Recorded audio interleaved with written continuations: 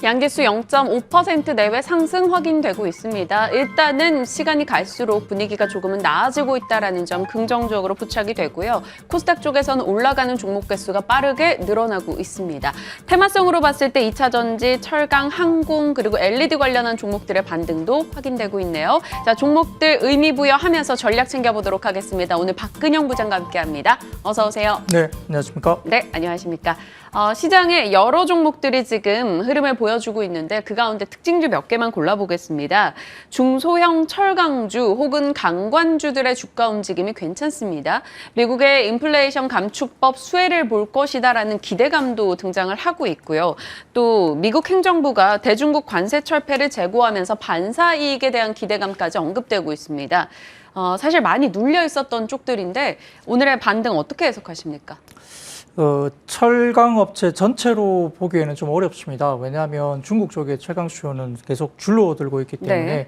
특히 지금 저희 쉬는 동안에 중국이 급하게 금리 인하를 할 정도로 과거 같은 경우는 금리 인하가 호재로 작용했지만 지금은 중국이 그만큼 안 좋나? 이런 생각을 할 정도로 지표가 좋지 않습니다. 거기에 따라 인프라 관련된 부분이라든지 그 경기 회복에 대한 국면이 아니기 때문에 기본적인 철강주는 그렇게 썩 좋지는 못하다. 다만 최근에 뉴스가 두 가지가 있습니다만 첫 번째로는 이 철강 가운데 이제 그 자동차용 강판 이 가격은 조금 인상을 할 거다라는 이야기 나옵니다. 워낙 다른 그 철강 제품 대비해서 자동차용 강판 관련된 가격 인상이 굉장히 없었기 때문에 상대적으로 좀 높게 형성되지 못한 가격 인상 효과가 결국은 하반기에 가격 인상을 좀 이끈다는 점에서 일부 이제 자동차용 강판을 하는 회사들은 조금 수혜를 받을 수 있다 볼 수 있는 상황이고요. 그 외에도 이제 볼 수 있는 것은 결국은 강관입니다. 대형 강관인데 이게 뭐냐면 기본적으로 지금 LNG 터미널 쪽에서 LNG 수요, 그러니까 유럽 쪽에 지금 여러 가지 전력난이라든지 이런 부분들 때문에 러시아에서 LNG 관련된 부분들을 천연가스를 주지 못하고 있죠. 그러면 미국에 관련된 천연가스가 LNG가 유럽 쪽으로 넘어가야 되는데 결국 최근에 6월 달에 불이 났던 프리포트 터미널 쪽에 미국 쪽의 화재 사고는 10월 정도부터 이제 다시 재추출을 할 겁니다. 미국 내에서의 어떤 물량은 프리포트 내에서 터미널 내에서 물량되고 있는 그 규모가 미국 내 20% 수준이기 때문에 굉장히 큰 규모거든요. 그걸 이제 유럽으로 갖고 가야 되는데 결국 셰일가스 안에서 이 LNG 터미널로 갖고 오는 이쪽에 가운데 뭐가 들어가겠죠? 결국은 LNG 관련된 부분은 강관, 그러니까 관이 있어야만 이제 그걸 갖고 올 수 있습니다. 안 그러면은 셰일가스 쪽에 있는 부분들은 그냥 연소해서 태워야 되는 거거든요. 네.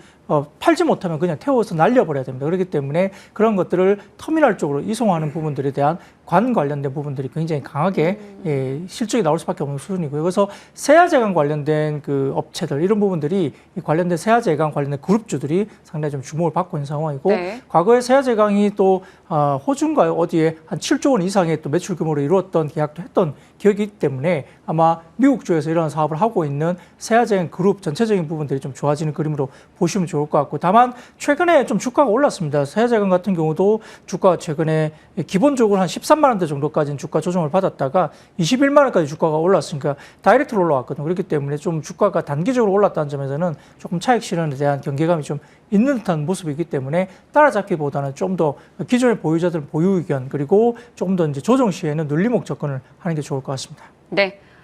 세아제강 그룹주 관련해서 내용을 좀 더 압축해서 전략을 세워주셨으니까 참고하시길 바랍니다. 휴스틸이나 세아제강이나 지난 금요일 장 막판에 급등이 나왔었는데요. 일단 오늘 장도 출발은 좋았으나 상승폭은 일부 줄이고 있다는 점 확인하시길 바랍니다.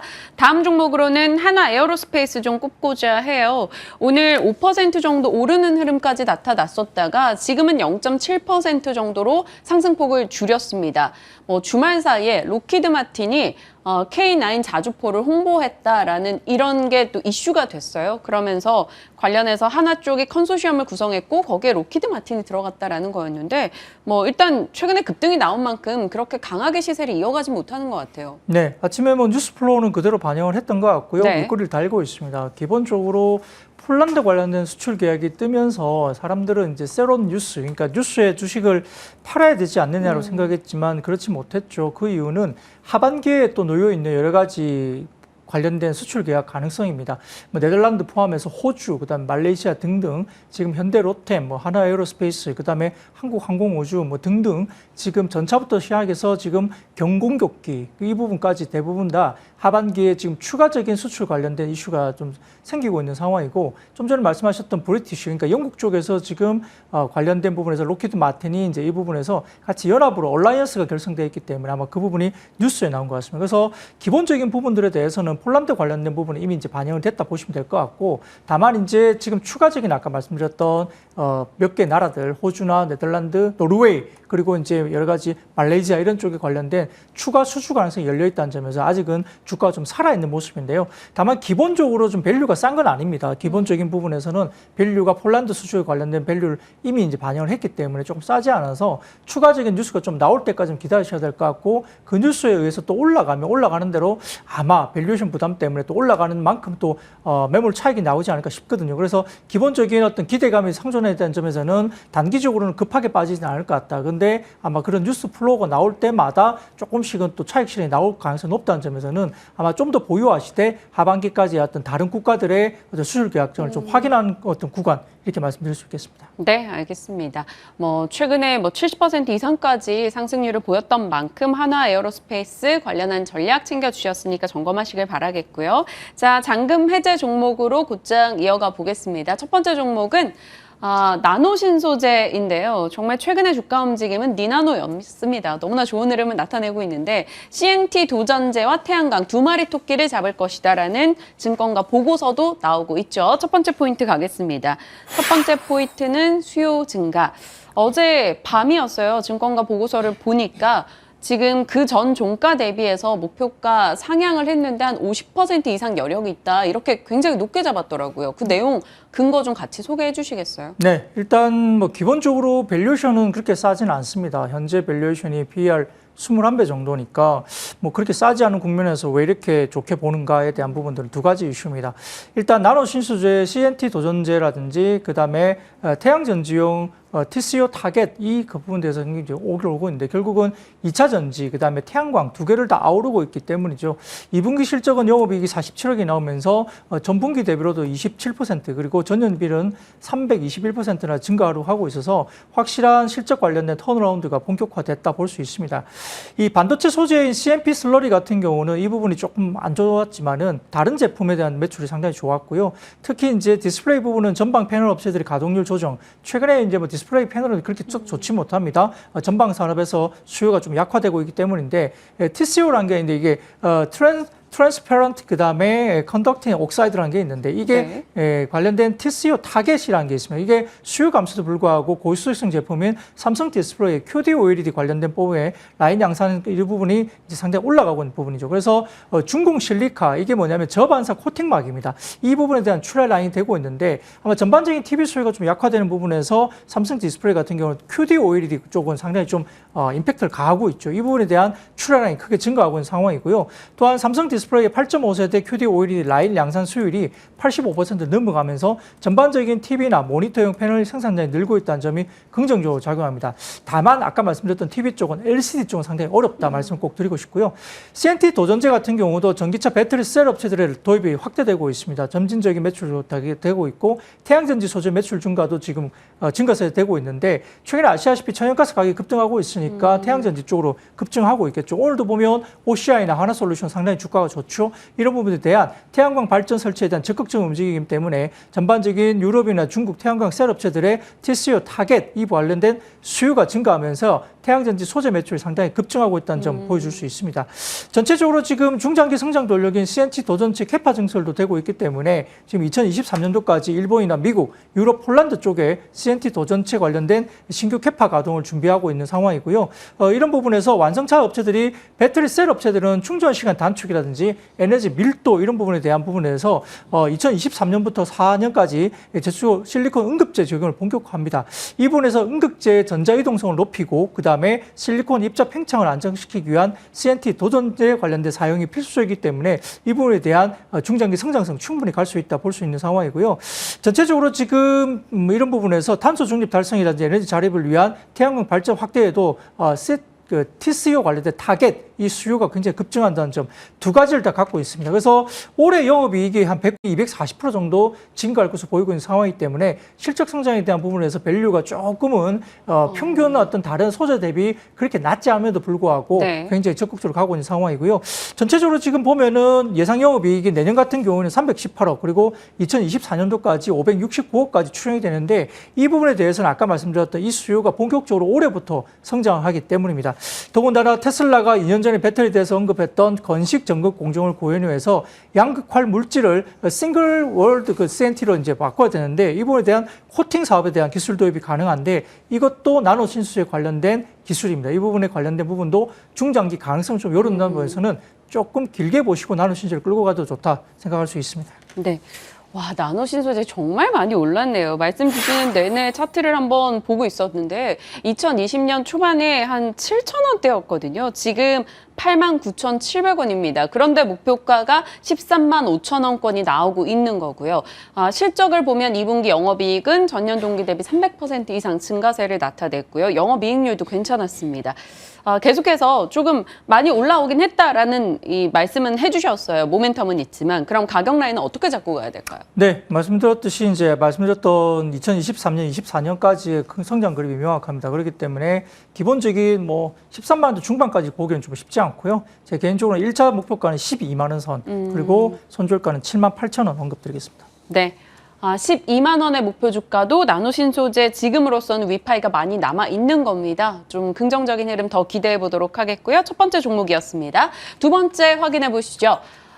이 종목을 부장님과 저희 얘기를 해봤던 거예요. SPC 삼립 성장 계속된다. 첫 번째 포인트로 곧장 이어갑니다. 포켓몬빵 본 적도 없다 하셨다가 그 다음번에 말씀 주실 때는 그래도 받고 맛도 괜찮다 이렇게 리뷰를 해주셨어요. 네, 사실 이번 주말에도 혹시 몰라서 마트 가봤더니 이 10시 반인가요? 마트 시간이 였는데 8시부터 뭐 줄 서서 뭐 물건이 없더라고요. 네. 그래서 아직까지도 포켓몬빵 관련된 인기가 식지 않고 있구나 생각하고 있고 또 최근에 그 출시 이후부터 포켓몬빵이 얼마나 팔린지 아십니까? 얼마요? 저도 이제 뉴스를 통해서 봤는데 깜짝 놀랐는데요. 지금 포켓몬빵이 7천만 개가 팔렸다고요. 엄청납니다. 그리고 지금 2분기만 놓고 보면 월간 100억씩, 그러니까 분기 단위로 300억씩 매출을 하고 있으니까 이렇게 보면 연간 단위로 본다면은 1,000억, 1,200억을 이제 포켓몬빵 한 브랜드로 팔고 있는 거죠. 그러니까 엄청난 판매량입니다. 그래서 아직까지는 좀 식지 않고 있다. 그리고 저도 이제 지금 포켓몬빵을 못 구해가지고 도저히 2시간 뭐 줄 서갖고 먹기는 좀 과하다 생각이 들어서 이 당근마켓 가가지고 샀는데 하나당 한 1,200원 정도 하는 걸 당근마켓에서 3,000원 정도에 팝니다. 와. 그러니까 2배 이상 가격으로 당근마켓에 내놓더라고요. 물량도 좀 소량으로 나오는데 네. 만약에 뭐 예를 들어서 포켓몬빵이 식느냐, 이거 열기가 식느냐 부분은 당근마켓을 통해서 가가지고 물량이 많이 증가하거나 그러면 개당 3,000원보다 뭐 2,500원, 2,000원 이렇게 좀 가격이 떨어지는 가격이 단가가 네. 떨어지거나 이러면 약간 이제 재고가 많이 남아돈다 보시면 될 것 같고요. 그 전까지는 포켓몬빵의 어떤 그런 부분들을 아직은 끌고 가는 부분이 분명히 맞다 보입니다. 2분기 실적도 아까 말씀드렸던 그 부분 때문에 영업이익이 235억으로 뭐 시장 기대치를 상회하는 서프라이즈가 나왔습니다. 백분 사업의 원재료 투입 단가가 역시나 올라갈 수밖에 없죠. 기본 원재료가 올라갔기 때문인데 아까 말씀드렸던 포켓몬빵 매출 상승 그리고 베이커리 부분의 영업 레버리지 효과 기대가 이상이었고요. 리오픈에 따른 외식 수요도 굉장히 좋을 수밖에 없었습니다. 그래서 계속적으로 지금 밖에서 먹는 외식 수요가 증가하고 있다는 부분도 될 수 있을 것 같고 그다음에 유통 사업의 실적이 그나마 기대치를 상회하는 모습도 충분히 보이고 있다 볼 수 있습니다.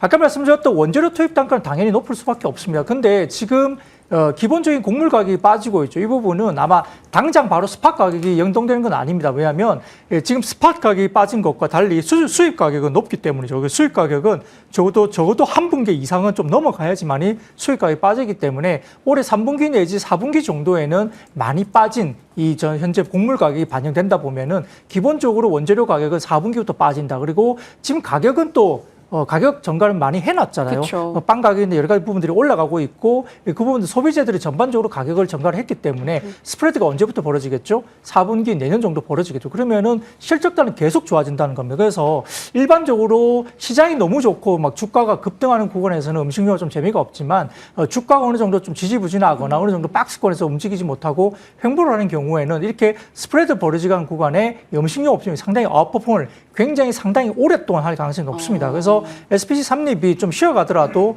그렇게 지금은 나빠질 업황은 아니다. 원재료가 빠지는 구간이 하반기 또 본격화되기 때문에 이 스프레드가 이익 스프레드가 벌어지면서 실적단은 올해 4분기 이후 내년 그림까지 상반기 정도까지는 상당히 좋아지는 그림을 쭉 가져갈 수 있다 이렇게 볼 수 있습니다.